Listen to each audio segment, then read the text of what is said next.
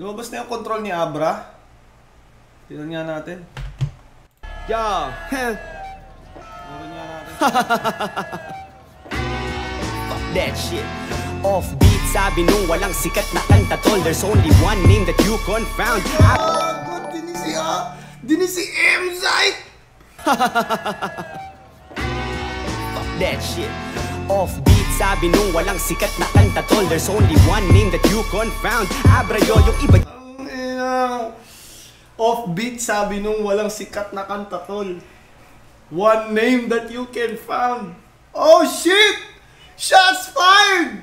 Diyan mabenta lang naman kasi mega mall ako low-key pero Pinoy rap bro.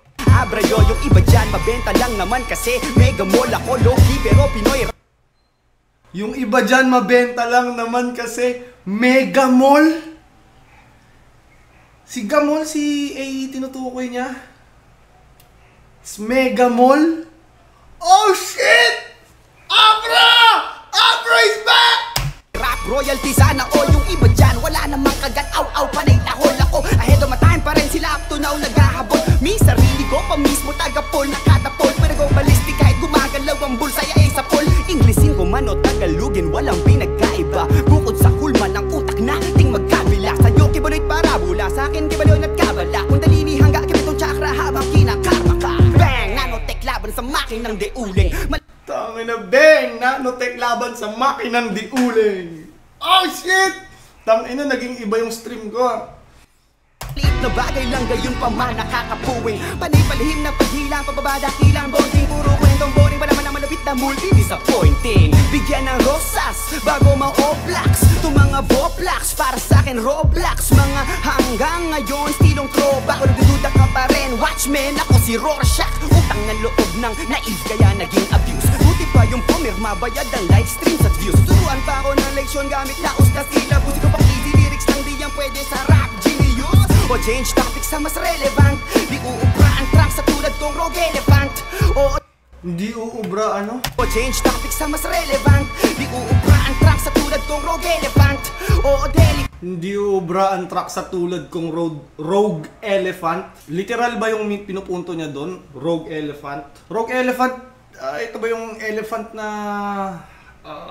baka masyadong literal yung pagkakaintindi ko O yun talaga yun. Kasi truck eh.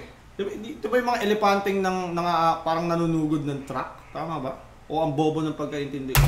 Kat sa butterfly effect, may magre-rebat. Kahit magkulay pa ng blondie ka super saiyan god. Guess who's back to reality kung saan may gravity. Public enemy number one ng mga parisi. Kapag sinabi ko anong totoo at sinong fantasy, lahat sila mag-aastik na lagim kahit ang MC. Mga baguhan, halos lahat Wex. Imbis na skills, puro lang grills ang naka-flex. Puro bling, bitches, bisot, rap na mababastes. Pag ako na nag-control, tanggal tech na mga batang X.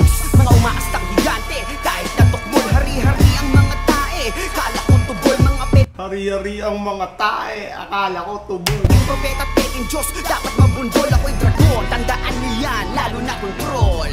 Puro kapaklaan lumalabas sa TV. Kinukonsinti lang pero pag sobra na kadiri. Kawawa yung mga walang muwang tapos na wili. Lalaking makasalanan dahil sa lalaking makasarili.